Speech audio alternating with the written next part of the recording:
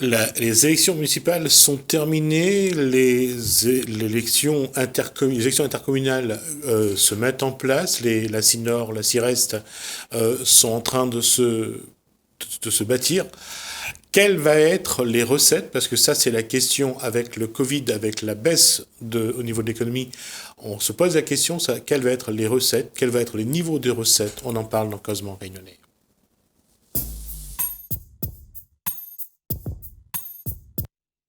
Et parmi les recettes, il y a l'octroi de mer. Et j'ai fait une faute. Bonsoir Armand Yunet. Où est-ce que j'ai fait la faute? Va au lieu de vont, je crois. D'accord, je m'en excuse. Alors, l'octroi de mer, ça reste la recette ou il va y avoir d'autres recettes. D'abord, l'octroi de mer. Aujourd'hui, est-ce que les collectivités de La Réunion pourront compter encore longtemps là-dessus? Parce que cette question, elle est posée au niveau de l'Europe et les réponses ne sont pas toujours favorables aux collectivités locales. Mais vous savez, Gismi, d'abord, je voudrais à nouveau remercier Télécréole de donner la parole à Réagissons, ainsi qu'à d'autres associations ou groupes qui n'ont pas la faveur d'autres médias que l'on appelle mainstream, que j'ai nommés la fois dernière en les qualifiant de pâté Marconi. Je tiens à dire également, à rappeler, puisque j'ai déjà dit, mais il y a des auditeurs ou des téléspectateurs qui ne sont pas au courant, l'association Réalisson n'est à la botte d'aucun parti politique, n'est subventionnée par aucun parti politique, hormis peut-être le parti d'extrême centre. Mais à part ça, on ne reçoit pas de subvention. Voilà. Concernant les recettes de l'octroi de mer, il faut rappeler que l'octroi de mer est une taxe qui date non pas de Mathusalem, mais presque, puisque c'est le gouverneur Doré, D-O-R-E-T, du célèbre nom du boulevard Doré à Saint-Denis, donc il a donné son nom au boulevard qui passe devant la Sécu.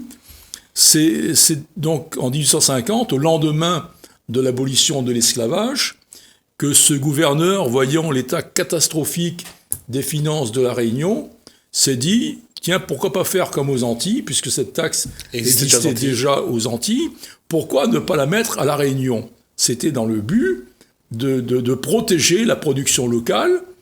À l'époque, il y avait environ, je crois, 97% de ce que les Réunionnais consommaient qui était produit localement. Et maintenant, 21e siècle, les Réunionnais consomment 98% de produits importés. Oui, je crois que c'est autour de 4 milliards les importations chaque année. Je vous fais confiance, je ne connais pas le chiffre, je sais que c'est donc colossal. Et notre association, Réalisson, nous avons fait une petite étude, déjà en 2014, ça remonte. Nous avons fait un courrier de lecteur que j'ai montré la fois dernière, 2 petites pages 21-29-7, mais nous avons fait un document plus important que nous avons envoyé par mail au ministère des DOM-TOM, à tous nos députés, à la région, au département. C'est resté lettre morte. Alors on nous raconte que l'octroi de mer est une chance pour la Réunion. À voir, ça dépend en fait de son mode de perception. Actuellement, l'octroi de mer est payé par les importateurs lorsqu'ils vont dédouaner les produits soit au port, soit à l'aéroport. Et j'en ai parlé à un directeur commercial d'une grande surface qui m'a dit nous, ça nous handicape, pour nous c'est une charge. Donc on fait une marge dessus. Il faut savoir qu'en France, il est strictement, je dis bien strictement interdit de marger sur une taxe, sauf à La Réunion. À La Réunion, on peut le faire allègrement. Donc l'État, la région, les mairies s'asseyent allègrement sur la loi française. Alors ce que nous on propose, j'ai fait ce texte avec le docteur Gilbert Gérard, qui m'avait raconté un petit peu l'historique de cette situation. Nous, ce qu'on propose... Juste avant, oui. je vais juste rappeler que l'importateur paye l'octroi de mer et oui. à l'arrivée, le client aussi paye l'octroi de mer. Comment expliquer ça? J'ai fait un petit papier, là, je vais vous le montrer, j'ai fait deux petites études. Une étude avec l'octroi de mer qui est payé par l'importateur lorsqu'il va dédouaner la marchandise. Et une autre hypothèse, celle que l'on propose, à savoir que l'octroi de mer soit payé par le client directement à la caisse du commerce, comme la TVA. Alors là aussi, j'ai interrogé deux responsables financiers, je ne vais pas cacher leur nom. Un, c'était le groupe Carrefour, l'autre, c'était le groupe Géant Score, pour demander, voilà, dans cette hypothèse, combien de temps il vous faut pour remettre à jour les machines pour que l'octroi de mer soit payé par vos clients à la caisse, comme lorsqu'ils payent la TVA. On m'a dit maximum 2 jours. Et 2 jours, bon, en étalant, on n'a pas fermé les commerces 2 jours. Il suffit de changer 3 ou 4 caisses tous les jours pendant 2 jours, et on arrive au bout du compte. L'avantage, c'est que c'est effectivement un avantage pour les consommateurs réunionnais, parce qu'ils vont faire des économies substantielles. Alors dire que l'octroi de mer est une chance pour la Réunion, une chance peut-être pour quelques-uns. Par exemple, pour les maires qui font des dépenses somptuaires sur le dos donc des Réunionnais. J'avais vu à une époque, je ne sais pas si ça se fait toujours, le congrès des maires, vous savez, le congrès des maires, il y a 24 communes à La Réunion. Octobre-novembre à Paris. Voilà, à Paris. Bon, ben c'est bien, c'est l'occasion pour les Réunionnais de connaître Paris, mais et surtout, ils étaient à une époque, ils étaient 200 personnes pour aller au congrès des maires, en sachant qu'il y a 24 communes à La Réunion. Juste pour rappeler que, en fait, c'est comme ça se passe au mois de novembre, c'était l'occasion pour certains d'aller faire les courses de Noël à Paris. Oui, pourquoi pas, mais pourquoi 200 il y a 24 communes, en mettant 2 personnes par commune, ça devrait faire 48 personnes qui vont à Paris. Et en plus, les mairies ne sont pas obligées d'aller tous les ans. Oui.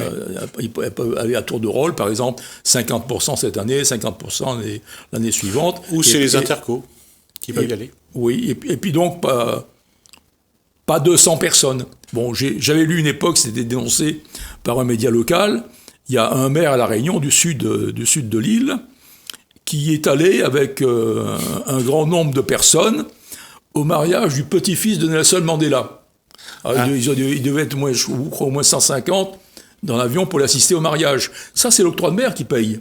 Et puis les gueuletons qui ont lieu de temps en temps, moi je veux bien que les traiteurs aussi travaillent, il n'y a pas de raison. Mais souvent, ce sont des dépenses absolument somptuaires. C'est des dépenses, je dirais, souvent inutiles. Alors, voici le petit tableau que j'ai fait. D'un côté, donc, à ma gauche, j'ai pris l'exemple d'une voiture. Peu importe la marque, cette voiture reviendrait au départ de métropole, hors taxe, à 15 000 euros. 15 000 euros, la voiture part de métropole par bateau. J'ai inventé une marge bénéficiaire pour l'importateur et le revendeur, et dans les 2 cas, la marge est strictement la même. J'ai mis 15%. C'est plausible. Avec l'octroi de mer à 18,6%. L'octroi de mer, vous savez, est variable suivant les produits, mais généralement, c'est 18,6. Bon, une voiture de première gamme, 18,6. En plus, après, ça peut monter. Ça peut doubler, l'octroi de mer. Mais moi, je suis resté donc sur une base, octroi de mer, 18,6%. La base moyenne habituelle. Et puis, donc je répète, 15% de marge pour l'importateur et 15% de marge pour un revendeur, si effectivement il y en a un. Alors voilà les chiffres. Alors à gauche, avec donc toutes les taxes, l'octroi de mer, la TVA, les bénéfices de l'importateur, le bénéfice d'un revendeur s'il y a un revendeur. Alors dans le premier cas où l'octroi de mer est payé par l'importateur à la douane, à la réception de la marchandise, eh bien le véhicule qui coûte au départ 15 000 euros hors taxe, à l'arrivée à La Réunion, ça fait 28 331 euros. Costaud. Mais dans l'hypothèse que propose l'association Réagissons, où la TVA est payée normalement à la Caisse du commerce, mais également l'octroi de mer. Et là, le total est de 27 296 euros. Donc, entre 28 331 et 27 296, on a environ 1 000 euros de différence. Donc, dire que l'octroi de mer est une chance pour la Réunion, pas forcément, en tout cas, pour les consommateurs qui, eux, sont perdants. Rappelons quand même que le taux de l'octroi de mer est plus élevé pour les voitures aussi. Non, comme je viens de vous dire, ça dépend de la marque, la cylindrée du véhicule, le luxe de la voiture, etc. Ouais. Mais le taux le plus bas, c'est 18,6. D'accord. Après, ça peut arriver, je sais pas, à 35 ou 36 pour cent. Des produits, il y a des produits qui sont exonérés d'octroi de mer, des produits de première nécessité.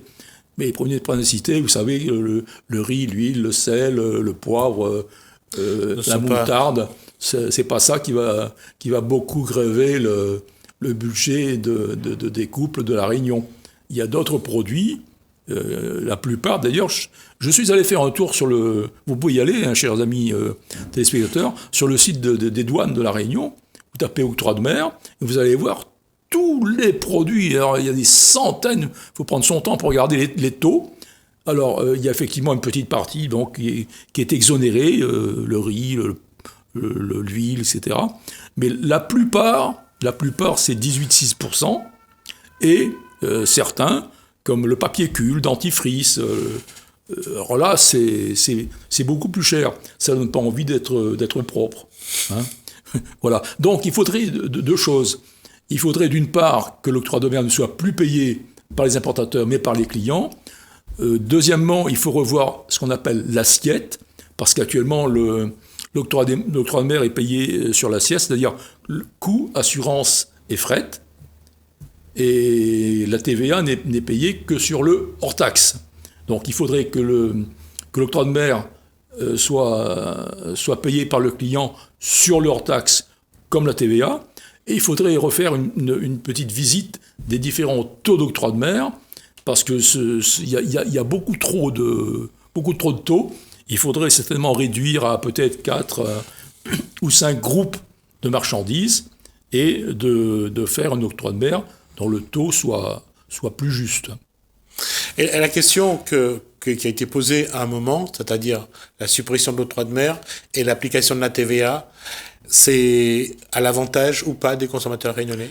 Bon, d'abord, on nous dit que l'État est voleur et que si on supprime l'octroi de mer, il n'y aura plus de recettes pour la Réunion. Bon, c'est pas très juste parce que les autres départements français n'ont pas d'octroi de mer. Quand vous envoyez un colis de Paris à Dijon ou de Bordeaux à Marseille, il y a pas de taxe. Donc nous ici, on a cette taxe qui n'est pas tout à fait normale. Et puis ensuite, il faut savoir que la TVA en métropole est d'environ 20%. 20,6%. Alors, si vous prenez l'octroi de mer habituel, 18,6%, plus la TVA réduite à 8,6%, on est bien au-dessus des 20%. On est au-dessus des 20%, voilà. Effectivement. Bon, moi je pense qu'il faut garder pour l'instant l'octroi de mer avec la formule que l'on propose. 400 millions, c'est de la recette plus ou moins de ce qui se rapporte d'octroi de mer chaque année. C'est une répartition dans les collectivités, c'est un bon équilibre avec l'économie, avec ce que ça apporte à la politique sociale des communes. Je ne sais pas combien rapporte, je vous fais confiance, combien rapporte l'octroi de mer, mais la chose autre que l'on suggère, à laquelle on tient, c'est que l'octroi de mer ne serve qu'aux investissements dans les communes, pour éviter justement les débordements, les dépenses somptuaires. Certaines écoles, par exemple, les petites filles vont à deux aux toilettes parce que la porte ne ferme pas. Donc, pour éviter quelques petits ennuis, elles vont à deux. Mais est-ce qu'il ne serait pas plus utile que l'octroi de mer, au lieu de servir des dépenses somptuaires, servent des dépenses beaucoup plus utiles, par exemple dans les écoles? De toute façon, la question se pose depuis un moment sur la gestion même des communes, puisque le budget de fonctionnement est énorme par rapport au budget d'investissement. On aurait pu dire 60-40, mais il y en a qui sont à 80 de budget de fonctionnement. Et il est clair que l'utilisation de l'argent public n'est pas toujours au mieux et pas non plus à l'avantage des Réunionnais, des citoyens. Oui, oui. D'autant plus que, là aussi, il faut le signaler, l'octroi de mer sert à financer les candidatures de certains hommes politiques, notamment les maires, avec le recrutement de contrats aidés, d'emplois verts, enfin tout ce genre d'emplois qui éclosent rapidement à l'occasion d'élections municipales. Et puis il y a une chose aussi, c'est que comment est-ce qu'aujourd'hui les collectivités, que ce soit les mairies, que ce soit les intercos, que ce soit la région, le département, comment les collectivités peuvent mieux participer à la vie économique? Parce qu'aujourd'hui, on a l'impression qu'on donne des marchés, qu'il y a à côté de l'argent pas toujours propre, et que ça ne génère pas pour autant de l'activité économique, ça ne génère pas un cadre de vie qui devrait être assez efficace. Et c'est là où le problème se pose aujourd'hui, parce qu'il y a de plus en plus de marchés, et c'est pas toujours très net, on a toujours l'impression qu'aujourd'hui on est rentré dans un fonctionnement, on a accepté que ce fonctionnement soit pas honnête, toi. Oui, écoutez, je ne peux que souscrire à votre démarche, à savoir plus d'honnêteté. Moi, je ne suis pas un économiste, donc je ne vais pas donner des grandes théories économiques pour augmenter l'emploi à La Réunion, pour augmenter les ressources des entreprises. En tout cas, effectivement, l'honnêteté devrait être à la base de toute démarche, et également la qualité, parce que souvent... Maintenant, je vois qu'il y a eu, depuis 2 ou 3 ans, j'ai remarqué dans certains commerces un progrès, notamment pour la présentation des fruits et des légumes. Il y a peut-être une dizaine d'années, j'étais passé à Paris, pas loin du Jardin de Luxembourg. J'avais trouvé une petite échoppe fruits et légumes où c'était magnifiquement bien rangé. Rien que ce rangement donnait envie d'acheter. Et quand je suis rentré à La Réunion, je suis arrivé au marché du Chaudron, je n'ai pas eu du tout la même sensation. Donc il faut qu'on progresse dans la présentation des produits, dans la qualité des produits et dans le prix. Parce que souvent aussi, des jeunes entrepreneurs se disent en métropole, je suis passé, j'ai vu un entrepreneur qui avait une Rolls-Royce devant sa porte, il n'y a pas de raison que moi non plus j'en ai pas. Donc c'est le consommateur réunionnais qui doit payer ma Rolls-Royce. Bon, il faut faire des prix aussi qui respectent le consommateur. On peut pas faire des bénéfices éhontés. Souvent, les produits de La Réunion et les produits de métropole, les produits de La Réunion, ils sont beaucoup plus chers, malheureusement. Ils ne devraient pas l'être. Et le contexte est là aujourd'hui. On a un contexte économique. On a aussi un environnement qui est traumatisé, je dirais, par ce virus. Est-ce que l'économie va repartir? C'est ça, je reviens à la question de début d'émission de cet entretien. C'est est-ce que le cadre fiscal tiendra si l'économie ne tient pas? Parce que là, on maintient l'octroi de mer, même si l'Europe demande sa suppression. Mais est-ce qu'on utilise à bon escient cet argent? Est-ce que ça sert à bien sûr faire fonctionner les institutions politiques, à aider la population? Est-ce que ça aide les commerçants à avancer? Est-ce que ça aide les investisseurs à créer des projets et à créer des emplois? Aujourd'hui, de par le contexte, il y a quand même une grande remise en cause. Bon, pour ce qui est du Covid-19, vous savez que je ne partage pas la politique du gouvernement, qui est certainement la plus mauvaise des pays d'Europe. On a non seulement refusé de soigner des gens, et donc on les a orientés vers Saint-Denis, les 4 barreaux. Et malheureusement, les entreprises de nombreuses entreprises ont suivi le même chemin, à savoir le cimetière.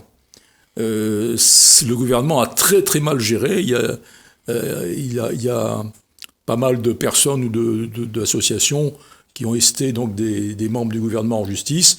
J'ignore totalement ce que ça donnera, mais c'est effectivement justifié. Quelles sont les personnalités du gouvernement qui sont visées? Il y a le Premier ministre, il y a Madame Buzyn, il y a Monsieur Véran, hein, pour une gestion catastrophique de la crise. Alors pour ceux qui ont regardé l'audition de Madame Buzyn au Palais Bourbon, c'est un ensemble de mensonges ou d'absence de réponse qui en disent long sur son honnêteté. Je pense qu'honnêtement, elle ne devait pas être d'accord avec son président, mais je pense qu'elle n'a pas eu le choix. Si, on a le choix de démissionner. Plutôt que de se présenter à la mairie de Paris, lorsqu'on a un poste à responsabilité et que l'heure est grave, en tout cas du point de vue santé, il ne faut pas minimiser l'importance du coronavirus, et il aurait dû rester à son poste, hein, comme le capitaine du bateau. Lorsque le bateau a des problèmes, soit la mer est forte, soit il y a eu un accident, normalement le capitaine est le dernier à quitter le bateau, pas le premier. D'accord, ça va être ma dernière question, à Manguinet, et je vais revenir à l'octroi de mer. Si l'octroi de mer doit évoluer, vous voulez le voir évoluer comment? Mais comme je vous l'ai dit, Gismi, il ne s'agit pas pour nous de renoncer à l'octroi de mer, mais de changer son mode de perception, de changer l'assiette. Si on fait ça, déjà, les Réunionnais vont faire un peu plus de bénéfices dans le cadre de leurs dépenses, et il faut que l'octroi de mer soit réservé aux investissements.